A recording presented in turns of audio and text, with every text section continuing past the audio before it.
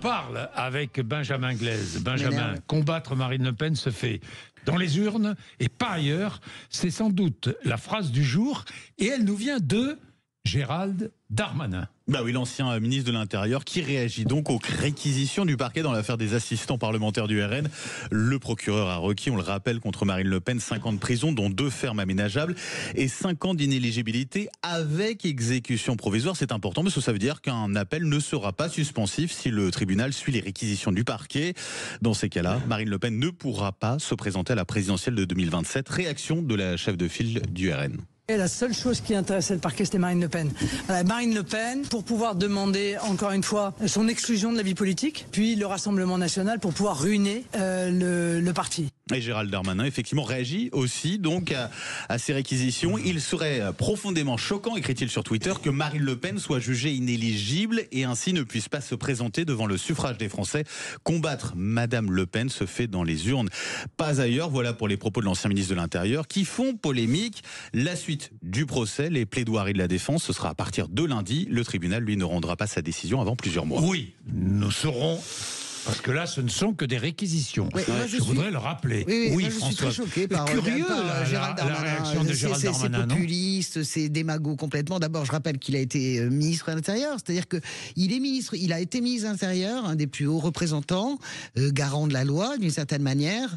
Et il se permet d'expliquer, en gros, de mettre un coup de pression même sur la justice et d'expliquer à la justice que ce qu'elle s'apprête à faire éventuellement, puisque nous ne sommes que dans les réquisitions, c'est pas bien. Donc il alimente l'idée qu'on éliminerait politiquement Marine Le Pen par la justice. Dans ce qu'il y a dans les réquisitions, il n'y a rien de plus. Je sais qu'Elisabeth n'est pas tout... J'attends les bémols d'Elisabeth. Je voulais juste dire que la juge, la présidente du tribunal, a été jugée par toutes les parties, parfaitement méticuleuse et professionnelle. Donc attention à ne pas alimenter... Attention, c'est la présidente du tribunal, il y a la procureure, et puis nous verrons ce que décidera... Il y en a qui doivent être au moins deux pour faire 10 heures de... Vous faites pas 10 heures de réquisitoire. Non, mais nous verrons... Mais bon, j'ai entendu la chronique de François. Alors d'abord... Gérald Darmanin fait de la politique. Est-ce qu'on va s'ébahir à chaque fois qu'un politique fait de la politique, quoi. Il fait je prends la place de Marine Le Pen en 2027. Attendez, par ailleurs, Françoise, moi, je pense qu'il y a un sentiment très partagé, très probablement au-delà même de l'électorat de Marine Le Pen, qui est que, et je vais expliquer pourquoi, il y a quelque chose de scandaleux démocratiquement. Ça ne veut pas dire que les juges sont les agents inconscients d'une histoire, ils ne savent pas forcément l'histoire qu'ils font. Je voulais réagir sur 2 choses à votre chronique qui étaient fort intéressantes. La première, c'est vous avez dit, et je comprends comment vous l'avez dit, ils ne sont pas complètement déconnectés de la politique. Évidemment, l'idéologie, c'est pas quelque chose de palpable, ça flotte aussi, ça, voilà. Donc, mais ce que je pense, c'est que, et vous l'avez un peu dit aussi, ils sont déconnectés de la réalité de la vraie vie, de la vie concrète, parce que cette histoire d'assistants, surtout à l'époque où on n'avait pas des juges partout, les gens étaient pas, qui travaillaient pour le parti ou pour le Parlement, en réalité, les gens ne sont pas saucissonnés. Donc, je pense pas que les uns ou les autres avaient le sentiment de commettre cette chose horrible d'un détournement de fonds. Ils ne se sont pas mis de l'argent dans les poches, il faut quand même le rappeler. Voilà, ça c'est la première. Et la deuxième, c'est que quoi qu'il en soit, sauf pour les crimes de sang, les choses vraiment très graves, je pense que il ne devrait pas y avoir de peine d'inéligibilité. C'est aux électeurs de décider quel degré d'immoralité ils acceptent chez leurs dirigeants. C'est le fond, c'est une très bonne remarque. Parce que la justice, pardon, mais on demande à la justice d'être sévère pour les délinquants. Je dis bien d'être sévère pour les délinquants. Tout le monde demande ça à la justice, donc je ne vois pas pourquoi la justice ne serait pas sévère avec les politiques. Je suis d'accord avec ce que vous dites. C'est pas la même c'est pas la même chose. Je suis d'accord sur votre remarque sur l'inéligibilité. La peine de prison.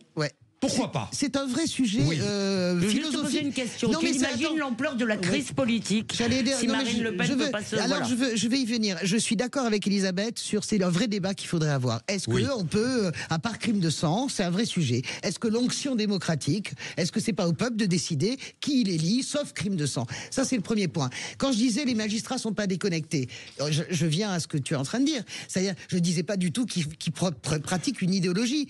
Ils sont pas déconnectés de ce que leur décision va provoquer dans le pays. Bien sûr que moi, je suis juge, je vais écouter les plaidoiries et je dois rendre un jugement début février.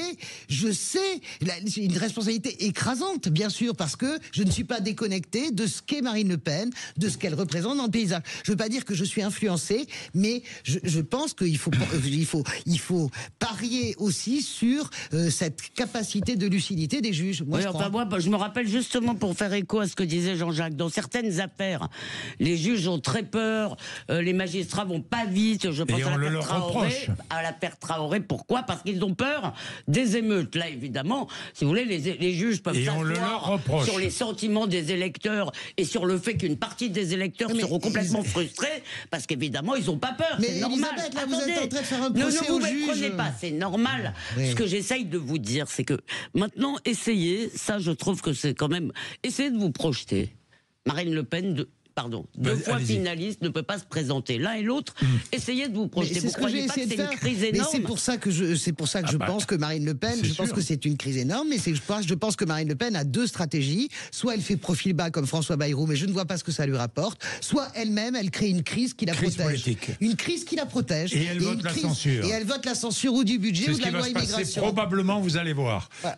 On en parlera. Bon, pour l'instant, on va parler économie et finances avec notre invité exceptionnel sur l'antenne de Sud Radio ce matin, puisqu'Antoine Armand, ministre de l'économie, des finances et de l'industrie, sera mon invité dans quelques instants.